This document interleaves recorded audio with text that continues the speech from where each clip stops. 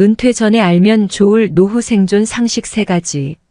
레슨 1. 은퇴 전에 알면 좋을 노후 생존 상식 3가지. 늘어난 인건비를 억제하려는 회사의 대응책, 직위정년. 일반적으로 팀장직, 부장직은 4050대에 걸쳐 있는 경우가 많으며 경영자 입장인 간부와 젊은 부하 직원의 사이에서 원활한 업무 수행을 통해 성과를 올려야 하는 중간 간부직을 맡는다. 해마다 높아지기만 하는 달성 목표 수치, 여전히 일 처리가 어설픈 부하 직원과의 관계와 고민들은 이미 숱하게 겪었다. 그런 과정들을 겪어내고 잘 넘겼다고 생각했는데 나이를 이유로 갑자기 직위에서 제외되면서 임금도 큰 폭으로 감액되고 만다. 개인적으로 견디기 힘든 일이긴 하지만 회사의 원활한 기업 활동을 생각하면 이해가 안 되는 것도 아니다. 세계 유수의 대기업인 도요타마저도 임금을 해마다 올리는 연공 서열 방식에 매스를 댄다고 발표했다. 기업도 존속을 위해 변화하지 않으면 안 되는 숙명이 있는 것이다.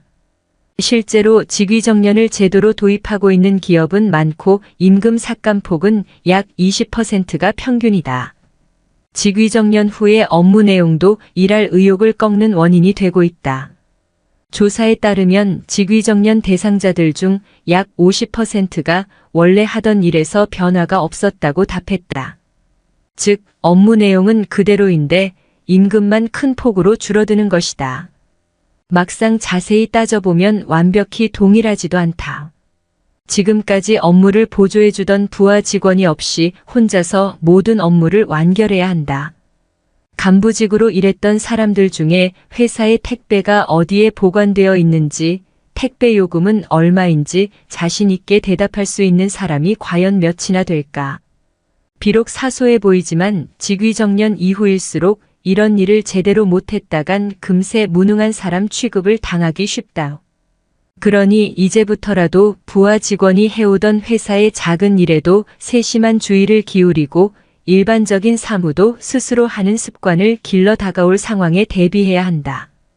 정년을 맞이하기 전에 꼭 챙겨야 할 3가지. 자, 당신의 연수입이 20% 정도 줄어든다면 가장 먼저 어떻게 해야 할까? 매월 들어가는 생활비부터 이와 동일하게 줄여야 한다. 매달 나가는 지출을 인생 최고의 연봉을 받던 시절에 맞추고 유지하려 한다면 예금, 적금, 상여금을 몽땅 깨서 구멍난 생활비의 적자를 메꾸는 생활이 계속될 것이다. 만약 55세라면 자녀가 대학생 정도 되는 사람도 많을 텐데 지금도 교육비가 충분히 드는 데다 앞으로 얼마나 더 들어갈지도 알 수 없는 노릇이라 불안할 것이다. 특히 고등학교 3학년과 재수학원을 다니며 다시 기회를 노리는 재수생, 국립이든 사립대이든 의학과라도 간다면 이들 사이에도 상당한 학비 차이가 난다. 그러나 정신만 똑바로 차리면 살아날 방법은 있다. 직위정년은 갑작스러운 권고사직이 아니기 때문에 일어날 가능성과 시기가 언제일지 예측할 수 있다. 다시 말해 실제 일어나기 훨씬 전부터 가계 수입의 80%만 가지고 살림살이가 돌아갈 수 있도록 설계해두면 된다. 부동산 투자를 검토하고 있는 사람도 직위정년 시기까지 일단 투자를 실행하지 않으면 곤란한 일이 생길 수 있으므로 주의하자. 부동산 투자 등을 위해 대출을 이용하는 경우 수입에 따라 빌릴 수 있는 액수가 달라지기 때문이다. 직위정년 시점에서 내 집을 마련하는 사람은 그리 많지 않을 테지만 좀 더 좋은 집으로 갈아타기 위해 대출이 필요할 수 있고 이때 당연히 연수입에 연동된다. 이런 문제를 대비할 방법. 직위정년으로 수입 감소가 일어나기 전에 대출을 받아두는 것이다. 직위정년은 건강에도 어두운 그림자를 들이운다.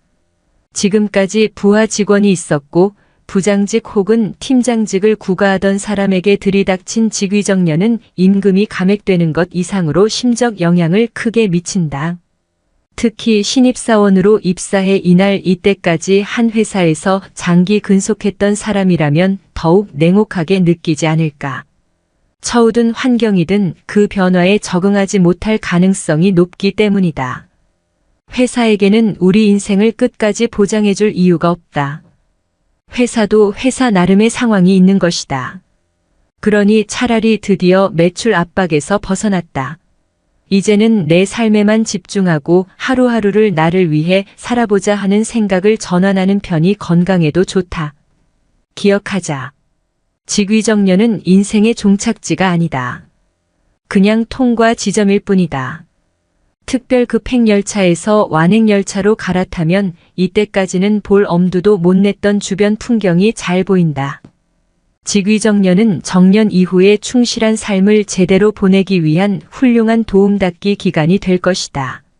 레슨 250부터는 노후 걱정 없이 살아야 한다.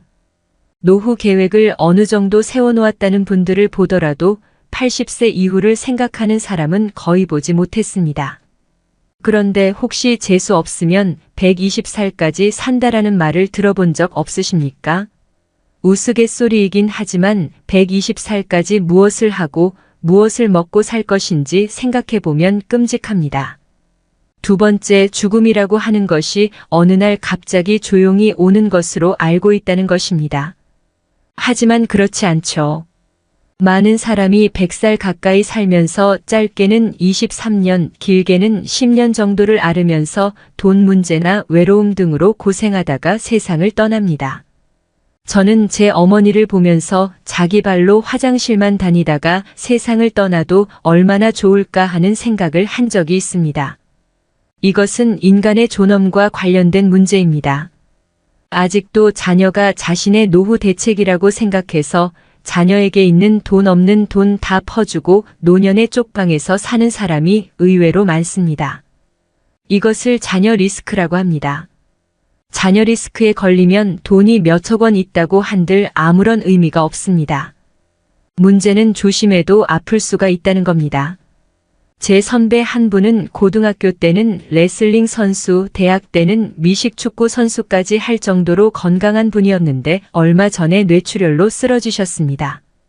암, 심혈관 질환 등 언제 어떤 병이 올지 알 수가 없다는 겁니다. 그래서 건강에 유의하면서도 또 한 가지 준비해 둘 것이 있습니다. 60세 되기 전에 특수질병보험을 하나 가입해 두는 겁니다. 미국, 일본에서 퇴직자들에게 퇴직 후 생활비가 줄었습니까? 라고 물어봤습니다. 안 줄었다는 대답이 3040%였습니다. 왜 안 줄었느냐고 물어봤더니 병원비, 간병비 때문이라는 것이었습니다. 옛날 베이비붐 세대는 왜 다들 결혼을 했을까요?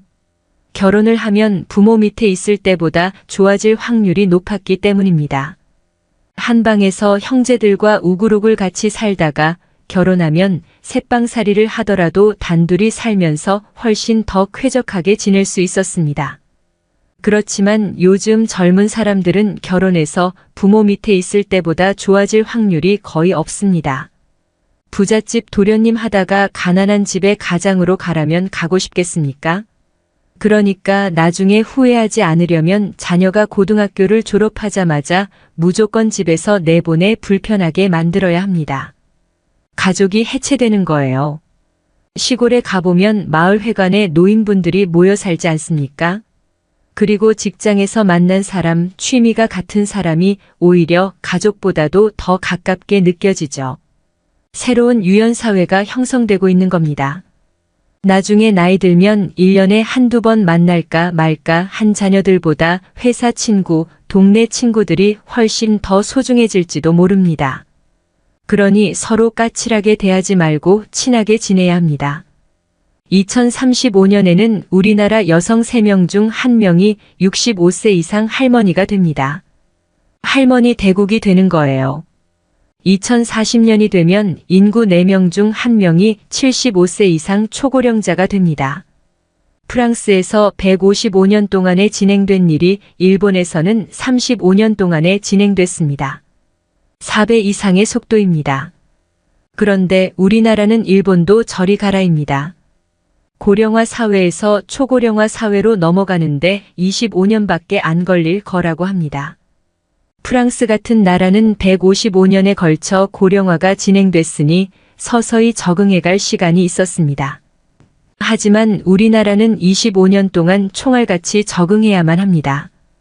과거의 상식으로 여겼던 것, 일테면 주택에 관한 생각, 자녀의 결혼에 관한 생각, 자신의 노후에 관한 생각을 빨리빨리 180도 바꿔야 합니다.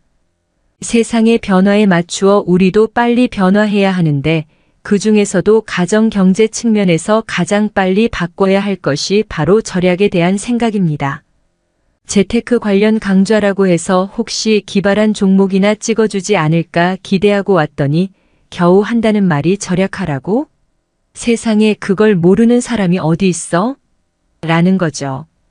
지난 3040년 동안 우리 사회는 고성장 시대, 아주 특별한 시대를 지나왔습니다. 그래서인지 우리 나름대로는 아낀다고 생각하지만 선진국 사람들이 보면 낭비 요인, 거품 요인이 너무나 많다고들 합니다. 꼭 필요하지 않은데도 자동차를 사고 자녀 교육이나 결혼, 경조사 등에도 너무 많은 돈을 쓴다는 겁니다. 한 달에 10만 원 쓰던 사람이 9만 원 쓰면 10% 절약한 겁니다. 고성장, 고금리 시대에는 그까짓 주식 사서 부동산 사서 수익 내면 되는 거지라고 생각할 수도 있습니다.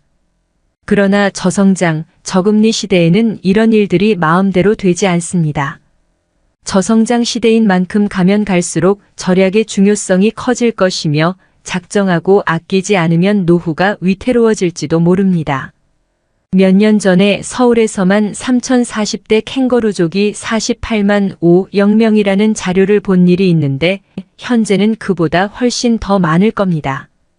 일본에서는 캥거루족을 패러사이트 싱걸이라고 부른다는데 기생충적 독신이라는 뜻입니다. 부모님이 돌아가시면 이들에겐 어떤 일이 생길까요? 직업이 있으면 그나마 괜찮은데 없는 친구들이 더 많습니다. 부모의 사망 신고를 하지 않고 계속 몰래 연금을 타먹거나 아니면 극빈자로 전락합니다. 문제는 세계에서 우리나라처럼 자식한테 돈을 퍼붓는 나라도 없다는 것입니다. 우리나라나 일본의 부모들은 대학 등록금을 부모의 책임이라고 생각합니다. 반면 미국의 대부분 부모는 대학 등록금, 자기들이 아르바이트하거나 학자금 융자받아 다니고 나중에 취직해서 갚겠지라고 생각합니다. 그 밖에도 사교육비, 과외비는 또 얼마나 들어갑니까? 2019년에 서울에서 맞벌이 하는 40대 후반 부부 3커플을 인터뷰한 적이 있습니다. 그 중에서 과외비를 제일 덜 쓰는 집이 어느 정도였는지 아십니까? 부부가 맞벌이해서 1년에 1억 정도를 버는데 초등학교 6학년, 중학교 2학년 두 자녀의 과외비로만 360만 원을 쓴다더군요. 여기에 등록금 내주고 책 사주고 옷 사주고 용돈까지 주고 나면 무슨 돈으로 저축을 하겠습니까? 문제는 6070세까지 부부가 계속 1억씩 벌면 상관없는데 50대 초반이면 주된 직장에서 퇴직을 하게 된다는 겁니다. 실제로 연봉 2억만 원짜리 일자리도 거의 없습니다. 하지만 그때부터 자녀들 대학교 등록금, 결혼 비용, 노부모 요양비, 의료비 등으로 돈이 본격적으로 들어갑니다. 그러다 보니 연봉을 1억 원씩 받던 직장인들이 60대 이후에 중산층에서 탈락하는 경우가 많이 생깁니다.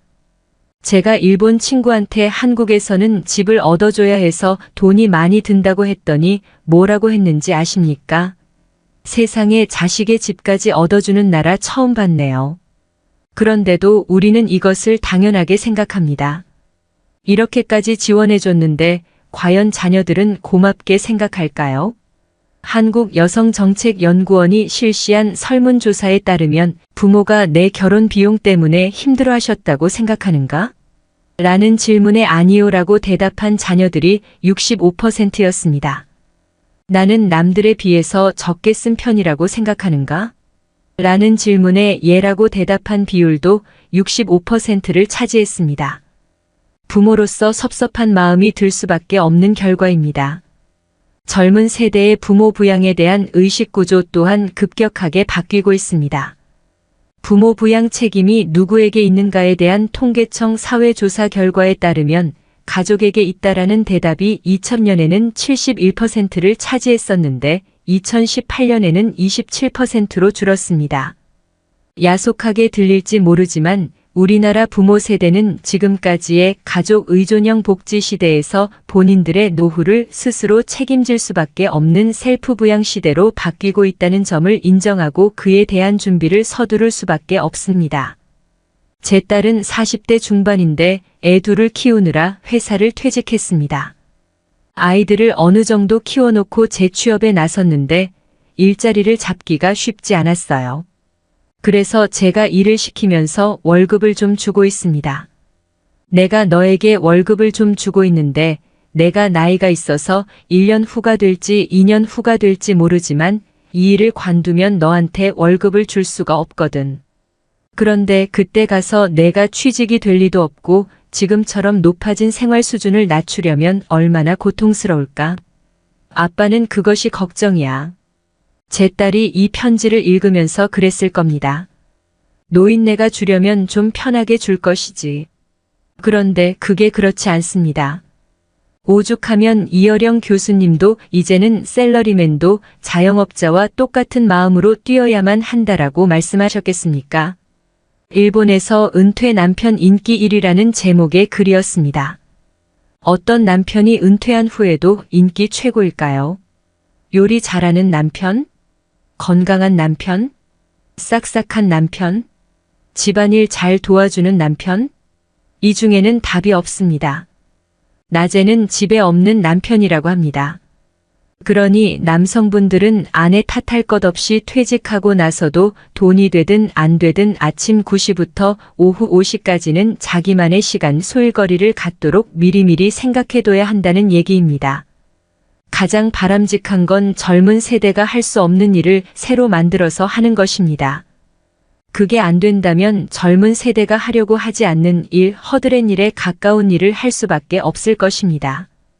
체면을 버리고 그런 일을 할 준비가 되어 있어야 합니다. 요즘 유행하는 말 중 하나가 돈도 일하게 하자입니다. 그런데 많은 사람이 돈한테만 일하게 하려고 하는 건 아닌가 하는 생각이 들 때가 있습니다.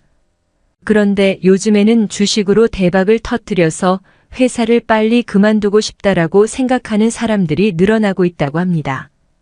이 문제에 대해서는 신중하게 생각할 필요가 있습니다.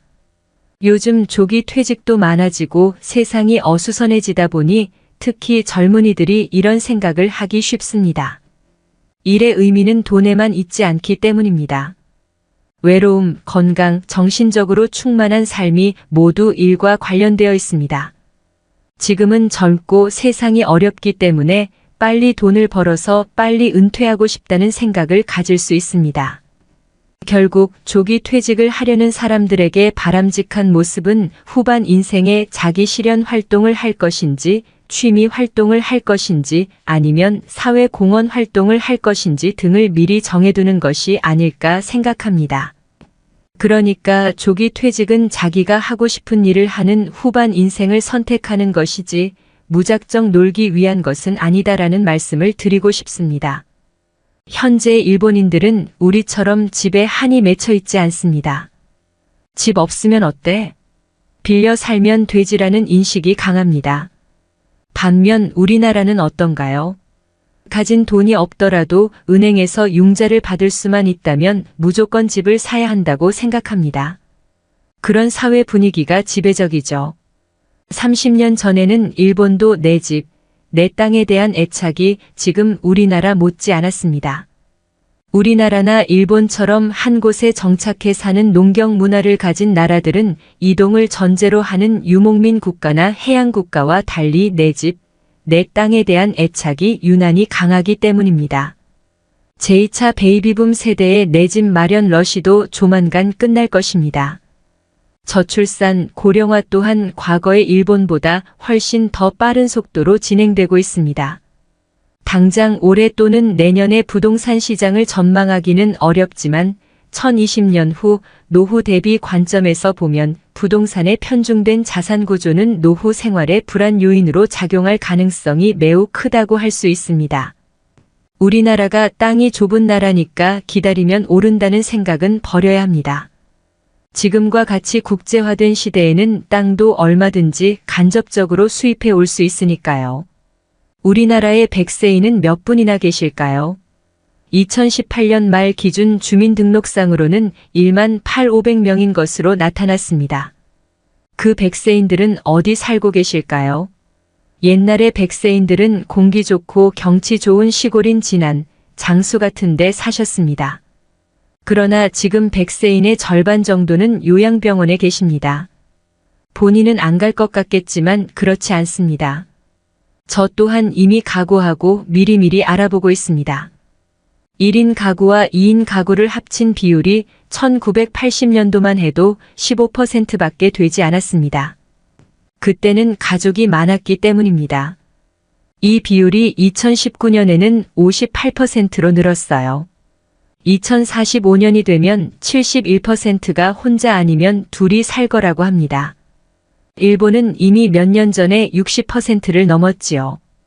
우리나라도 일본도 대부분의 가구가 1인 아니면 2인인 시대가 오고 있는데 아직도 서울에서는 재건축한다고 하면 몇 평 늘어나죠? 이것부터 물어봅니다. 조심해야 합니다. 집을 늘려서 이사하는 세대는 주로 자녀가 있는 4050대입니다. 그런데 이 4050대가 지난 20년 동안에는 260만 가구가 늘었는데 앞으로 20년 동안에는 오히려 190만 가구가 줄어들 것으로 예상됩니다. 일본의 수도권에도 빈집이 늘고 있습니다. 예를 들어 도쿄에서 30km 떨어진 다마, 신도시는 1970만 1980년대에 신도시 붐을 일으켰던 위성도시입니다. 도쿄로의 접근성과 도로, 학교, 공원 등의 기반시설이 완비된 점을 장점으로 내세워 홍보한 데다가 저금리와 주택경기 부양책에 힘입어 인기리에 분양됐습니다. 그런데 40년이 지난 지금은 이 도시가 노인들만 남아있거나 한 집 건너 비어있는 빈집타운이 되어 있습니다. 투자의 원칙이란 이런 겁니다. 투자에는 리스크가 따르기 때문에 재산이 한 곳에 집중되어 있으면 안 됩니다. 갖고 있는 재산이 100% 부동산에 편중되어 있다면 그 부동산이 오를 때 오를 망정 우선 10%, 20%라도 금융자산을 가져야 합니다. 그리고 나이가 들어가면서 금융자산의 비중을 높여가야 합니다. 그렇게 해서 환갑 때쯤 되면 선진국 수준은 아니더라도 부동산과 금융자산이 반반 정도는 되어야 합니다. 얼마 전까지만 해도 속된 말로 안전빵이란 게 있었습니다. 은행에 예금만 해도 책임져 주면서 금리를 10% 넘게 줬습니다. 몇 가지 직업만 선택하면 평생이 보장됐습니다. 하지만 지금은 결혼을 할 때도 직업을 선택할 때도 자산을 운용할 때도 불확실성, 즉 리스크를 받아들이지 않고는 풍요로운 인생을 살 수가 없는 시대입니다. 저축의 시대는 가고 리스크가 따르는 투자 상품을 활용하여 자산을 형성해야 하는 시대가 됐기 때문입니다. 레슨 3이 세 가지가 없으면 노후에 100% 고생한다. 노후 파산을 겪는 사람들에게 흔히 나타나는 세 가지 패턴. 노후는 현역 시절과 달라서 매월의 가계가 적자가 되기 쉬운 구조로 바뀐다. 여기서 노후 파산이 일어나기 쉬운 세 가지 패턴을 소개하겠다. 부디 자신이 노인 아니면 노일 것 같은 상황과 비교해 가면서 읽어주길 바란다. 1. 연금 수입이 없다. 연금은 현역 시절 노력의 결과다. 아무리 돈을 벌더라도 연금을 납부하지 않았으면 노후에 받는 연금은 없다. 회사원 중에는 전직을 하느라 연금을 못 낸 기간이 있는 사람도 많다. 나도 자영업을 할 때 연금을 납부하지 않고 있었다. 자영업이라면 그리고 의사나 변호사처럼 비교적 고소득인 직업도 연금 수급액은 적다. 건강할 때는 일을 해서 여유 있는 생활을 보낼 수 있지만 저축액이 적으면 순식간에 바닥을 찍는다. 다시 말해 노후는 돈을 벌 힘이 점점 떨어지기 때문에 연금액이 적으면 파산할 확률이 높다는 뜻이다. 예상 연금이 있어도 65세 때 생각지 못한 황혼 이혼을 하게 됐고 그 때문에 연금도 분할 대상이 되어 월 100만 원이 채 안 되는 돈으로 혼자 사는 사례도 있다. 자산을 매각하려 해도 팔리지 않는다거나 헐값으로 팔 수밖에 없을 경우 저축액이 적으면 노후 파산을 피하기 어렵다. 연금 수입이 적으면 저축액에 의지할 수밖에 없기 때문이다. A. 저축액이 적다. 자택 이외에 부동산이 있어도 지방에 있는 땅이라 매각을 해도 이렇다 할 돈이 되지 않고 임대 수입을 얻지 못하는 것들 뿐이라며 한탄하는 사람도 적지 않다. 이른바 땅 있음 돈 없음이다. 간혹 집안 대대로 내려온 땅이기 때문에 팔 수 없다는 사람도 있다. 하지만 당신이 팔지 않으면 당신이 사망한 후 그 땅을 상속한 배우자나 자녀는 더더욱 팔 수 없게 될 것이다. 집안 사람들로부터 손가락질 받을 텐데 그런 일을 상속자가 어떻게 하겠는가. 저축액이 적은 사람은 일단 자신의 재산을 마치 재고 정리하듯 속속들이 꺼내고 들여다봐서 혹시 현금화할 수 있는 것은 없는지 확인하자. 재산 중에서도 현금화가 가능한 것이라면 저축액에 따라 수시로 매각하자. 돈이 없어서 정말로 곤란한 것은 당신이 아니라 당신의 소중한 배우자와 자녀라는 사실을 명심하라. 3. 사회적으로 고립되어 있다. 만약에 사태가 벌어졌을 때 도움을 받을 수 있는 사람이 주변에 없다는 점은 노후의 커다란 위험 요소다. 고령자는 작은 일에도 체력이 망가지기 쉽다. 기력이 없다고 외출하지 않으면 체력은 한층 더 떨어지고 기운 없어서 영양은 무시하고 대충 때우는 식사를 하면 건강까지 잃는다. 여기저기 자꾸 아프면 의료비가 들게 되고 돌봄비가 발생할 수도 있다. 또 고립해 있으면 사람과 대화하는 일이 거의 없어 외로움을 느끼기 쉽다. 최근 외로운 노인들에게 접근해 호감을 산 뒤 자산을 빼돌리는 사기를 치거나 전화로 꿰어내는 보이스 피싱에 당하는 사례가 증가하는 것도 이를 증명한다. 자녀가 배우자가 있다면 이와 같은 사기를 금방 알아챌 수 있지만 혼자라면 속수무책으로 당하기 십상이다. 과거 30년 동안 혼자 사는 남성은 약 10배, 혼자 사는 여성은 약 6배나 증가했다는 데이터도 있다. 1인 가구가 곧 노후 파산을 의미하지는 않지만 상의할 사람이 없다는 사회적 고립이 노후 파산에 간접적으로라도 적지 않은 영향을 주고 있다.